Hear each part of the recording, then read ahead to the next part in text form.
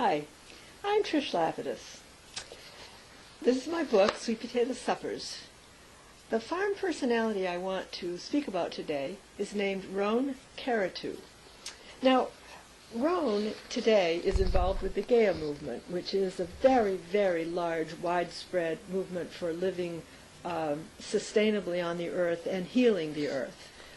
It's one of the many wonderfully creative and constructive groups that will help to heal from the devastation of wrong money usage, wrong economics, oppressive politics, and so forth that we're dealing with now. And I'm speaking to you from the point of view of Occupy Wall Street, which is a movement that is going on as I speak. This is 2011 in the fall, and Occupy Wall Street at this point has spread throughout America. We're having Occupy groups in every city, and it's just going over the top. So much so that I feel it's obvious that we will win.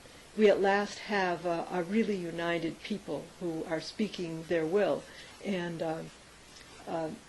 goodness really ultimately does triumph, because the bad guys just can't keep their plans sorted out. They can't keep their purpose in line. They don't carry through well enough, whereas the good people will, now that we have the correct kind of demonstration to enter into.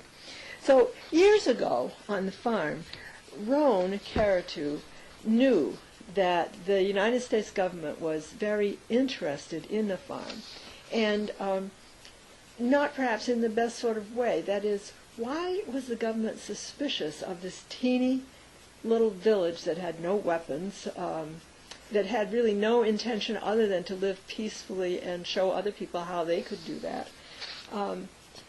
But Roan was aware then of things that I was not. And this is what he had to say about that time. Was anyone so naive that they thought the government wouldn't notice us? After all, we helped the poor in countries where the government deliberately hurt the poor. We took in refugees from those countries.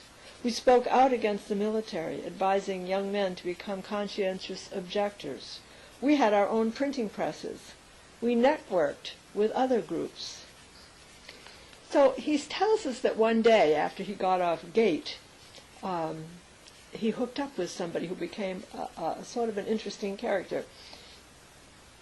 I spent a day with a CIA agent who visited specifically to check up on me, since my training included guerrilla and counter-guerrilla warfare, very dangerous knowledge in a subversive community.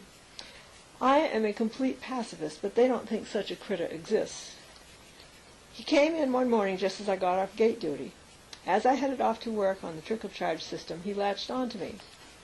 It turned out he trained at Special Forces training group with me at Fort Bragg, North Carolina. He loosened up over a day of working together, and at the end of the day, he showed me his CIA credentials and talked about his previous assignment in Saudi Arabia. I realized later he knew I had gate duty the night before, and he could hook up with me by coming in when he did. So Roan talks about how this man started looking under the tents and looking under the buses as they went around doing the trickle charge lines, which was a form of electrical service. And finally, Roan said to him, "What are you looking for?" And the guy said, "Guns." And Roan says, "Let me show you everything." And he took him around and he just showed him every corner. And the man just went away shaking his head. Why had he been sent to investigate a peaceful village that had no guns?